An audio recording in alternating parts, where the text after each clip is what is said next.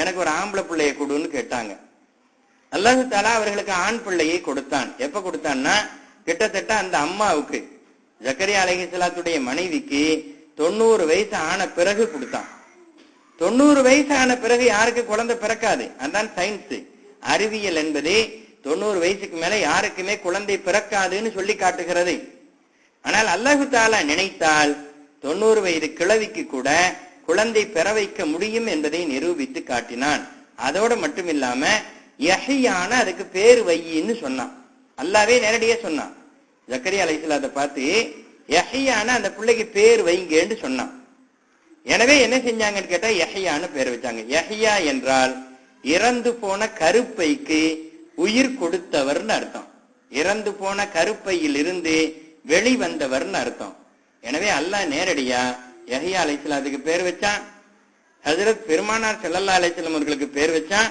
இன்னும் சில நல்லவர்களுக்கும் அல்லாஹ் தஆலாவே பேர் வைத்திருக்கிறான் என்று வரலாறுகளிலே காணப்படுகிறது. எனவே பேர் ரொம்ப முக்கியம். நாம இன்னைக்கு பேர் விஷயத்துல ரொம்ப மோசமாக நடந்து கொள்கிறோம் என்பதை நாம சொல்லாமலேயே உங்களுக்கு புரியும். ஏனென்றால் பேர் சாதாரணமாகவே இங்க யாரும் அதிகமா என்கிட்ட பேர் கேட்டு வரல, வந்தவங்க கூட நான் சொன்ன பிறகு அதுக்கு பிறகு அடுத்த பேர் கேட்டு வந்ததான் ஞாபகம் இல்லை. ஆனால் இதுக்கு முன்னாடி சில ஊர்ல நம்ம இமாமத்துல இருந்த காலத்துல பேரை கேட்டு விடுவாங்க. ஒரு 10 பேர் எழுதி கொடுங்கம்பாங்க.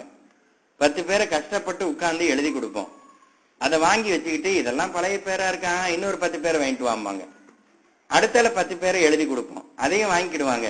என்ன திரும்ப திரும்ப பழைய பேரு தானே எழுதி கொடுக்கிய, புது பேரா எழுதி தாங்களேன்னு சொல்லுவாங்க. அடுத்தால 30வது பேரையும் எழுதி கொடுத்த உடனே அந்த வீட்டுல பேர் வைக்கிற நாள் நெருங்கிரும். சரி, நம்ம கொடுத்த 30 பேர்ல எதையாவது ஒண்ணு செலக்ட் பண்ணிருப்பாங்க உள் இருக்குன்னு நினைச்சுக்கிட்டு அந்த வீட்டுல போய் பேர் வைக்க உட்கார்ந்தோம்னா நம்ம கனவுலயே காணாத ஒரு பேரை கொடுப்பாங்க, வாயிலேயே நுழையாது. என்னையா இது, நான் கொடுத்த 30 பேருமே உங்களுக்கு செலக்ட் ஆகலையான்னு கேட்டா, இல்ல இல்ல அதெல்லாம் வச்சிருக்கோம், ஆனா அவ அத்தா அங்கிருந்து போன் பண்ணிட்டாங்க இந்த பேரை தான் வைக்கணும்னு. இதை முதல்லயே செஞ்சு தொலைச்சிருக்கலாமே.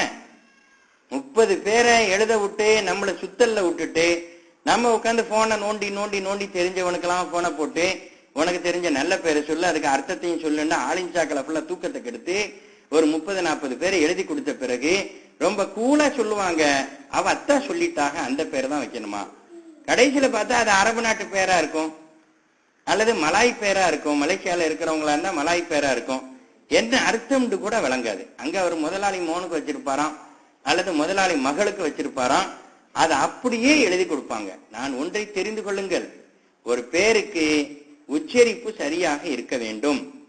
உச்சரிப்பு சரியாக இல்லை என்றால் நிச்சயமாக அந்த பேருக்கு பிரதிபலன் ஏற்படாது.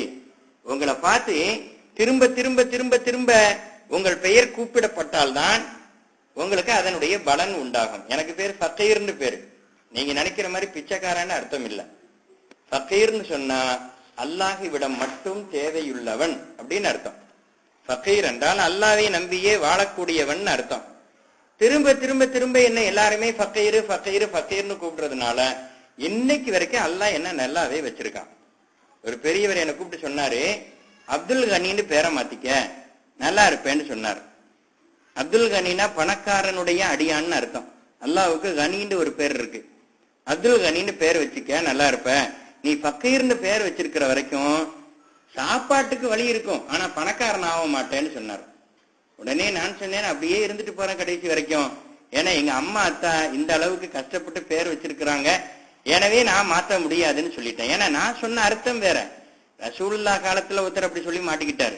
எங்க அத்தா அம்மா வச்ச பேரை மாத்த மாட்டேன்னு சொல்லிட்டு அவர் மாட்டிக்கிட்டார். ஆனால் இந்த பேரு எனக்கு நல்லா இருந்துச்சு, அர்த்தத்தோடு இருந்துச்சு, எனவே நான் ஏற்றுக்கொண்டேன் என்பதற்காக சொல்ல வருகிறேன். நபிகள் நாயகம் ஸல்லல்லாஹு அலைஹி வஸல்லம் காலத்துல ஒருத்தர் இருந்தார்.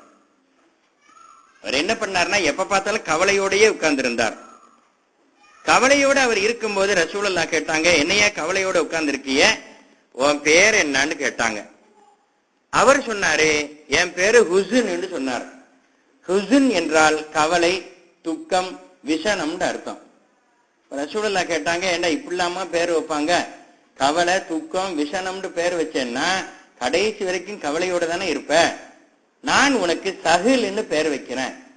சஹில் என்றால் லேசானவன், கவலை இல்லாதவன், மகிழ்ச்சியானவன் அர்த்தம். நான் உனக்கு சஹில்னு பேர் வைக்கிறேன்னு சொன்னாங்க. உடனே அந்த சஹாபி சொன்னார்களாம், இல்ல இல்ல இல்ல இப்படி இருந்துட்டு போட்டு எங்க அத்தா அம்மா வச்ச பேரை நான் மாத்த மாட்டேன்னு சொல்லிட்டார்.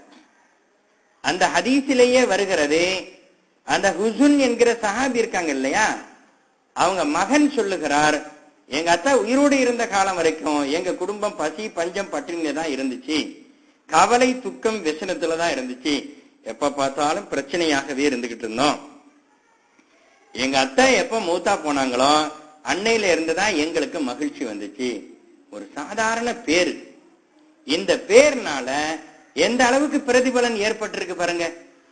எனவே பேர் வைப்பது என்பதே நமக்கு தெரிஞ்ச அர்த்தத்துல வைக்கணும். யார் கேட்டாலும் பேருக்கு அர்த்தத்தையும் சேர்த்து சொல்லக்கூடிய அளவிற்கு அறிவார்ந்த பெயர்களாக வைக்கணும். நபிகள் நாயகம் ஸல்லல்லாஹு அலைஹி வஸல்லம் சொன்னார்கள், அல்லாஹ்வுக்கு பிடித்தமான பெயர்கள் ரெண்டே ரெண்டு. அல்லாஹ்வுக்கு பிடித்தமான பேர் ரெண்டே ரெண்டு. ஒன்னு அப்துல்லா, இன்னொன்னு அப்துர் ரஹ்மான். நம்ம எடுத்த உடனேயே ரிஜெக்ட் பண்றது இந்த ரெண்டு பேரை தான். ஊர்ல 1008 அத்துல்லா இருக்கேன், என் பிள்ளைக்கும் அத்துல்லான்னா பேர் வைக்கணும். ஊர்ல 1008 அத்துராமா இருக்கேன், என் பிள்ளைக்கும் அப்துல் ரஹ்மான் பேர் வைக்கணும்னு ஈஸியா தட்டி விட்டுருவோம். ஆனால் அல்லாஹ்வுக்கு பிடித்தமான பேராக நம்ம வச்சிட்டோம்னா, அப்துல் ரஹ்மான் பேர் உள்ள ஆட்களை கொஞ்சம் ஆராய்ச்சி பண்ணி பாருங்க. உங்க சொந்தத்துல யாராவது இருந்தாங்கன்னா அப்துல் ரஹ்மான் என்கிற பேர் உள்ள ஆளை ஆராய்ச்சி பண்ணுங்க. நிச்சயமாக அவர் நல்ல நிலைமையில இருப்பார். வறுமையில இருந்தாலும் தினமும் சாப்பிட்டுக்கிட்டு இருப்பார், அல்லது பணக்காரரா இருப்பார். ஏதோ ஒரு வகையில அல்லாஹ் உயர்வாகவே வச்சிருப்பான். அதே மாதிரி அப்துல்லான்னு பேர் உள்ள ஆளை பாருங்க, எப்படியாவது அவருடைய வாழ்க்கை தங்கு தடை இல்லாமல் ஓடிக்கொண்டே இருக்கும். ஏன்னா அவங்க அத்தா அம்மா அல்லாஹ்வுக்கு பிடித்தமான பேரை வச்சிருக்கிறாங்க. பழைய பேருன்னு அதை புறக்கணிக்கல, அல்லது கர்நாடகமான பேருன்னு அதை புறக்கணிக்கல. அல்லாஹ்வுக்கு பிடித்தமான பேர் என்கிற காரணத்தினால் அப்துல்லா அப்துல் ரஹ்மான் என்று வைக்கப்பட்ட பெயர்கள் எல்லாமே நிச்சயமாக நல்ல நிலைமையில தான் இருந்துகிட்டு இருக்கும். அதே மாதிரி முஹம்மத் என்கிற பெயரோடு யார் பெயர் இணைக்கிறதோ அவரை நரகம் தீண்டாதுன்னு ரசூலுல்லாஹ் சொன்னாங்க. அதுக்காக முஹம்மதுன்னு பேர் வச்சுக்கிட்டு நரகத்துடைய காரியங்களை பண்ணியாச்சுன்னா அல்லாஹ் விட மாட்டான். ஆனா நல்ல மனுஷனா இருக்கிறாரு, லேசா தப்பு பண்ணிக்கிட்டு இருக்கிறாரு என்று இருந்தால் முஹம்மத் என்ற பெயருக்காக வேண்டிய அல்லாஹ் தஆலா என்ன செய்யறான், அவரை சுத்தமாக மன்னித்து விடுகிறான், அவரை நரக நெருப்பு தீண்டாதுன்னு நபிகள் நாயகம் ஸல்லல்லாஹு அலைஹி வஸல்லம் சொல்லி தந்திருக்கிறார்கள். எனவே பேர் வைப்பதிலே நாம் கவனம் செலுத்த வேண்டும். நான் திரும்ப திரும்ப சொல்லுகிறேன், உங்க குழந்தைக்கு பேர் வச்சீங்கன்னா அந்த பேரையே கூப்பிடுங்க, பட்ட பேர் சொல்லி கூப்பிடாதீங்க. நிறைய வீட்டுல பாத்திமான்னு பேர் இருக்கும், ஆனா கூப்பிடுறது பாப்பாத்தின்னு கூப்பிடுவாங்க. இன்னும் சில வீடுகள்ல வேடிக்கையா இருக்கும், அவ பாட்டி பேரா இருக்கும், அந்த பிள்ளைக்கு பேரு அவங்க பாட்டி பேரா இருக்கும். பாட்டி பேரை சொல்லி கூப்பிடக்கூடாதான், வேற என்னமாவது பட்ட பேரை சொல்லி கூப்பிடுறது. இது மாதிரி கூப்பிடுவது இருக்கிறது, இது நிச்சயமாக அந்த குழந்தையினுடைய வாழ்க்கையை சீர்குலைத்து விடும். எங்க குடும்பத்துல ஒரு அம்மா இருக்கு, அதுக்கு பேரே பொட்டையம்மான்னு பேரு. பேரே பொட்டையம்மான்னு பேரு. என்ன அது பொம்பளை பிள்ளை தானே, பொம்பளை பிள்ளைக்கு பொட்டையம்மான்னு பேரான்னா ரொம்ப நாள் கழிஞ்சு இப்ப சமீபத்துல அந்த அம்மாவுக்கு ஒரு பேத்தி பிறந்துச்சு. அந்த பேத்திக்கு சப்ரன் ஜமீலான்னு பேர் விட்டாங்க. இந்த சப்ரன் ஜமீலா யார் பேருன்னு கேக்குறேன், அவங்க பாட்டி பேரு. அவங்க பாட்டி பேரை பேத்திக்கு விட்டுருக்கு. இல்லையே அவங்க பாட்டி பொட்டையம்மான்ல சொல்லுவாங்கன்னு கேட்டா, இல்ல சப்ரன் ஜமீலா தான், ஆனா அவங்க பாட்டி பேரு அந்த பிள்ளையினுடைய பொட்டையம்மான்னு இன்னைக்கு பெரிய பொம்பளையா இருக்கிறாங்கல்ல, இவங்க சின்ன பிள்ளையா இருக்கும் போது அவங்க பாட்டியம்மா பேரு சப்ரன் ஜமீலான்னு இருந்துச்சான். அந்த பேரை கூப்பிடுறதுக்கு சங்கடப்பட்டுக்கிட்டு பொட்டையம்மா பொட்டையம்மான்னு சொல்லியே கூப்பிட்டாங்களாம். எவ்வளவு வேடிக்கையா இருக்கிறது பாருங்க. நம்ம இப்படி கூப்பிடுறதுனால அந்த பிள்ளையினுடைய எதிர்காலம் வீணா போகுதுன்னு நம்ம கவலைப்படுவதே கிடையாது. எனவே எந்த பேரு, சப்ரன் ஜமீலா எவ்வளவு அழகான பேரு, மிக சாலிஹான பொறுமையுள்ள மிக அழகான பொறுமையுள்ள பெண் அர்த்தம். அப்படி சொல்லி இருந்தோமே ஆனால் இன்னைக்கு அந்த அம்மாவுக்கு எதுக்கு எடுத்தாலும் கோபம் வரும். அந்த கோபமே வந்திருக்காது. சப்ரன் ஜமீலானே கூப்பிட்டுக்கிட்டு இருந்தோம்னா அந்த அம்மாவுக்கு இன்னைக்கு வரக்கூடிய கோபங்கள் வந்திருக்கவே செய்யாது. ஆனால் ஒரு பேரை விட்டுட்டு இன்னொரு பேரை கூப்பிட்டாச்சுன்னா, ஒரு பேரை விட்டுட்டு அதற்கு மோசமான பட்ட பேர் சொல்லி கூப்பிட்டோம்னா நிச்சயமாக அந்த பிள்ளைகளுடைய வாழ்க்கை இருள் மயமாகவே ஆகிவிடும். ஹஜ்ரத் அலி ரலியல்லாஹு அன்ஹு அவர்களுக்கு புள்ள பிறந்திருச்சு.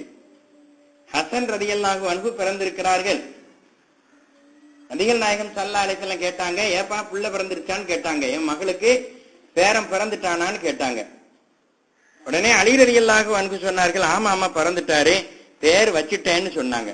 நம்மள மாதிரி நாள் குறிச்சு நட்சத்திரம் குறிச்சு எல்லாம் பேர் வைக்கல, பிறந்தாச்சு பேர் வச்சாச்சுன்னாங்க. உடனே ரசூலுல்லாஹ் கேட்டாங்க, என்னப்பா பேர் வச்சிருக்கேன்னு கேட்டாங்க. அப்ப அவங்க சொன்னாங்க, யுத்த களம்னு பேர் வச்சிருக்கேன்.